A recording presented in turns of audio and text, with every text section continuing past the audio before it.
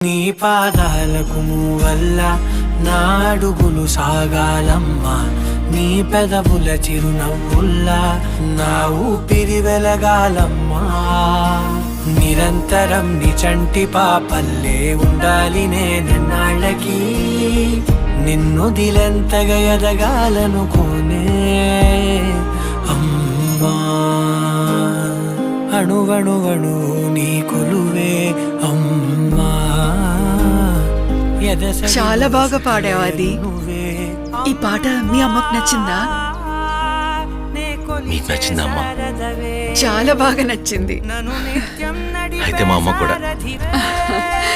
వస్తానమ్మా.